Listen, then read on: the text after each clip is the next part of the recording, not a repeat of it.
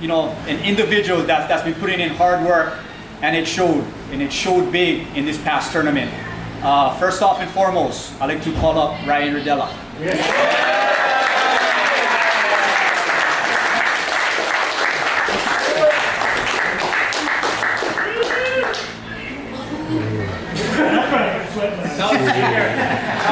Try on the inside.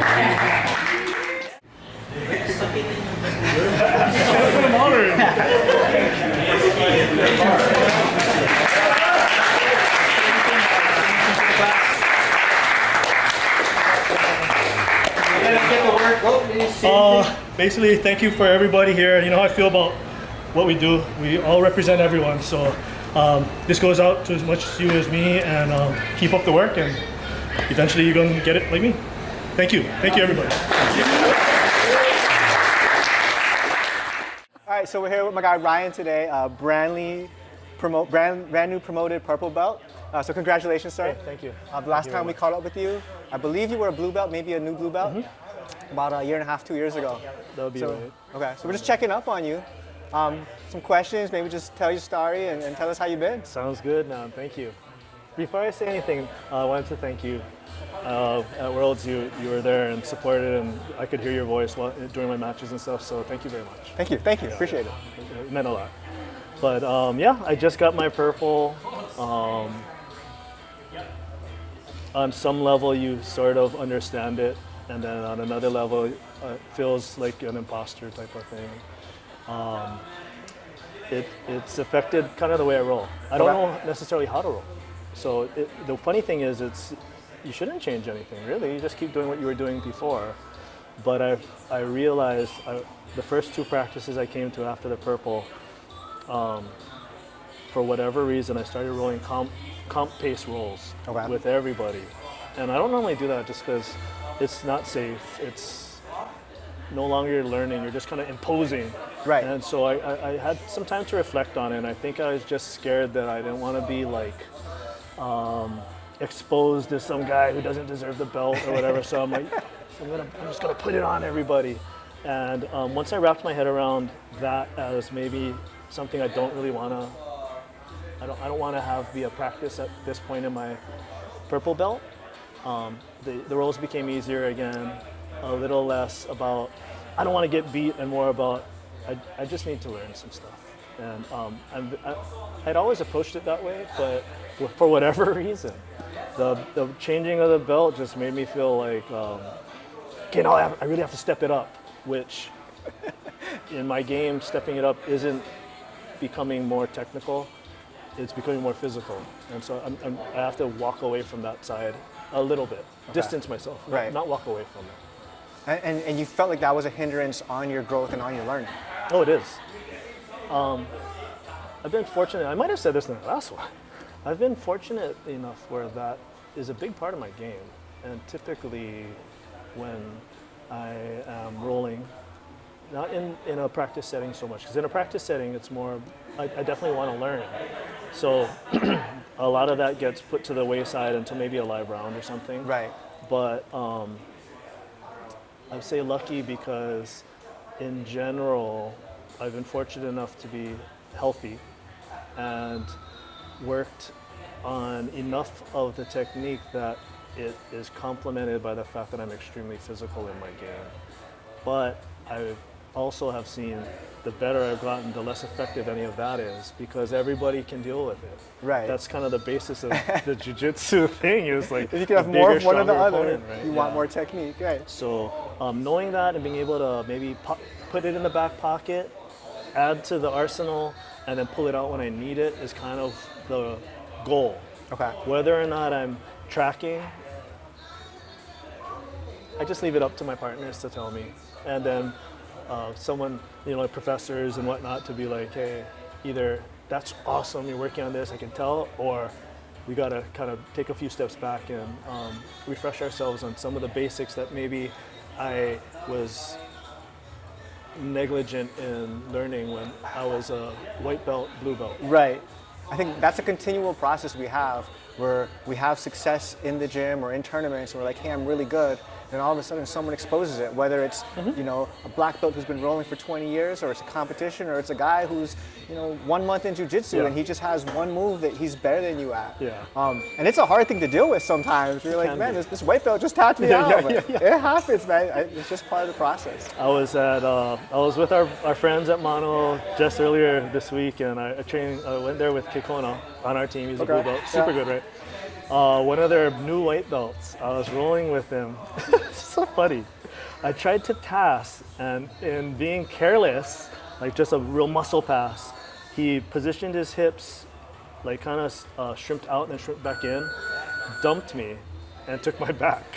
And I knew I was like, I fucked up. But whatever, right? We survive and we laugh about it after. I go sit down on the wall. I'm like, I wasn't going to mention it. And Kid Kona goes, I saw that. And I was like, what? He said, I saw him take your back off. He dumped you on your head. I was like, yeah, my neck's sore, man.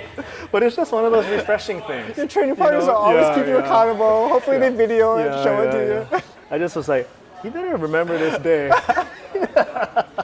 But yeah, I mean, it happens to everybody. And it happens to all of us. Yeah. It's just one of those things. Yeah. But it's good. I mean, you haven't been a purple belt for long. No. And you've already got over that, or you're already kind of past the like, hey, it's okay in the gym. Hey, it's okay to experiment. Hey, I'm going to give up positions so I can learn other things. I mean, that shows huge growth and maturity. Do you think it's the training here? Do you think it's your own personal thing, maybe just maturity in life or something else that really got you to that phase quickly? Because I know a lot of guys that beyond purple belt still don't have that. I think it's a combination of all of them, but I mean, to summarize it, I am a little older. The nature of my job is kind of parallel to jiu-jitsu, so I'm growing in both, and they're very physical. And then mentorship is it's irreplaceable. And here we're lucky enough to have, you come in, Jesse behind the camera, he's hiding, but behind the camera comes in, all of the other guys. And if you watch those other interviews that we just did with the two newer guys, they have a lot to contribute in that they don't do what you expect them to do. Yes. And because of that, like you said, it exposes gaps in your game that if a white belt can catch it, a guy who's been training a lot longer and who can identify that hole is going to really take advantage of it. So across the board, I think consistency, you come in, you try not to, you're going to have your go-to partners. Like we all have that favorite guy, yeah, okay, we're here today together, finally. But I think making an effort to not always be with the same guy, change it up with someone you haven't rolled with, partner with the guy you don't want to partner with. Not because of, not the dangerous guy necessarily, but somebody you're just like, oh man, I hate rolling with him. Get over it. If you can get over it, I think that lends tremendously to the learning curve.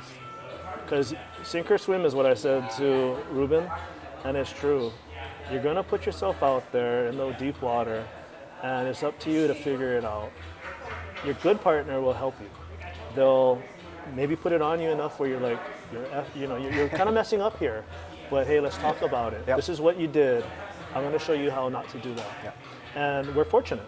People here are like that. So everyone's wanting to help each other get better. And I just think it's a great environment for that, as are the schools that I visit. I'm pretty selective because we have so many people come through that I don't have to go out. But when I do, I don't necessarily go to places I have heard maybe a little different tempo than I'm comfortable with. Maybe there's little headhunters or mat enforcers. I don't have a problem with that. I just am not interested in it. So I think making good choices in jiu-jitsu is a big one. There's going to be incidental accidents, and you can't help that stuff. But really being selective with who you roll with can determine your growth factor. Yeah. Well, you're definitely wise beyond your belt color. No, I'm old. I'm old. Whatever it is, it's working for you. You got any future plans, future goals, anything in the near or far that you're trying to accomplish? It's been a pretty wild ride, at least for the last couple of years. I've been comping for 2 years. The part of me that really wants to just step away and concentrate on really just growing as a fan practitioner of jiu-jitsu but I love the competition aspect. It really puts you in a position where the common comment or common thing is you know where you are after comp. The only problem with that is a competition guy doesn't roll the same as a hobbyist. There's two different paces, and there's a lot simpler, at least at my level, there's a lot simpler game that gets played in comp. Yeah. It's the basic stuff that works, but everybody's trained it so that they're really competent. So I like the aspect of competing because it tells me where I am with what I would say, maybe it's being generous, but my peers. And then when I come in to train at school, I expect to have the harder, not harder matches or anything, but the harder journey, I guess, in the school, because that's where I'm trying to learn. I'm not trying to learn on the mat as far as comp. Comp is the culmination of what I've done here. And so to answer your question, not so long answer, immediate goal, get better, become a student again. Okay. Long-term goal, I'd like to get back on the mat as a competitor.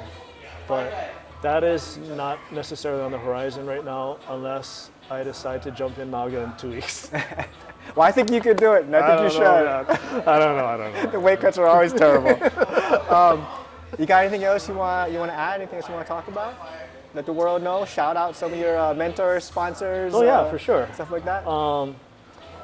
First of all, like I thanked you already. I'd like to thank all the other black belts who come through: Professor Joey Jordan, Professor Brandon Rogers, Professor Radamano, Professor Jun at Mono, Professor Christian Chunfat who comes in. I'm sure. Oh, Angie. All the higher belts and all the lower belts.